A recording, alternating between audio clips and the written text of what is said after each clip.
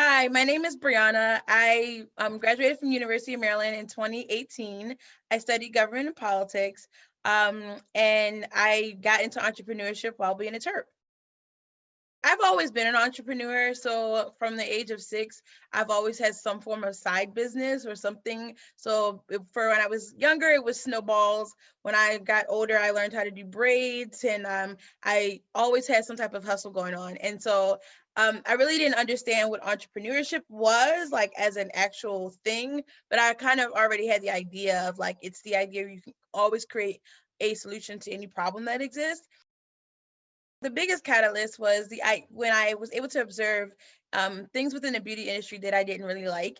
I saw a lot of marketing ads that were being put out that were literally labeling people who are in my complexion and darker as ugly, is not clean, is not welcomed into the beauty industry. And so I decided, like, okay, not only was I being excluded, but different genders were being excluded, people from different social economic statuses were being excluded. And so I wanted to create a brand that was really focusing on bringing awareness to that in the cosmetic industry and what it looks like to build products based off inclusion, build an entire brand based off inclusion, and how we can like change what beauty looks like and the expectations we have in society. Most of our products are really based off of customer feedback. So as I on the weekends, I drove back up to Baltimore and drove around certain other areas in the DMV, just attending pop-ups, attending like some flea markets and all these things to get customer feedback, and I base the products off of the feedback I received. So fun story, like my first body butter dyed someone's hands, well, my mom's hands actually, and it was just a total fail. And I kept failing and failing and failing. I actually kept failing outside, like once I graduated from Maryland, and then I finally got a solid product by just continuing to innovate and continue to learn. And that's really what entrepreneurship is about. I am the founder and CEO of Slay Naturals.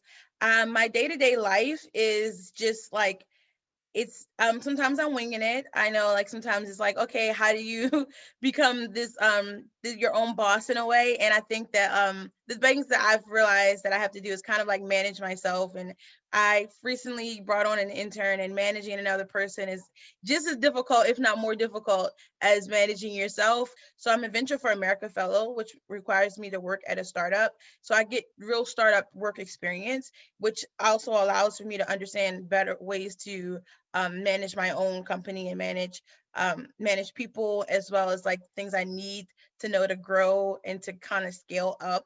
I'm currently working at the Emerging Technology Center in Baltimore right now, and then that's giving me the opportunity to kind of like understand more about entrepreneurship.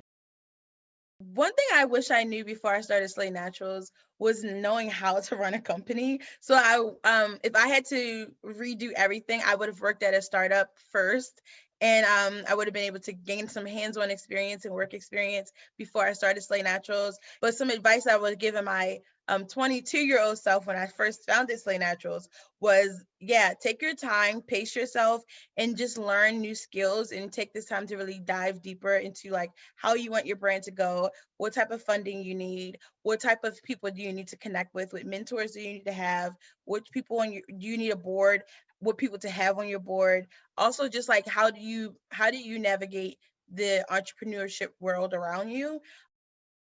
University of Maryland's played a big role.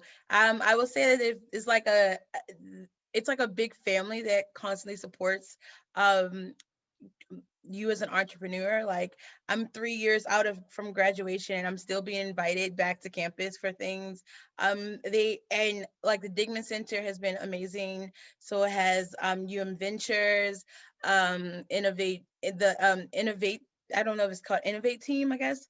Has been like amazing. Innovate Maryland, there we go. Has been amazing as well. Like just being able to have these resources and have access to people, have access to just a great network. The University of Maryland has played a really large role in it. I still attended Maryland events, and I recently just I judged. I was a panel for the pitch Digman competition. Like that was a huge thing for me, and I thought that like that's amazing to be able to give back to your university, as well as being able to still be a part of this ecosystem, and realizing that like once you leave out of campus, you're not just like you're not just left to fall and fail in the world.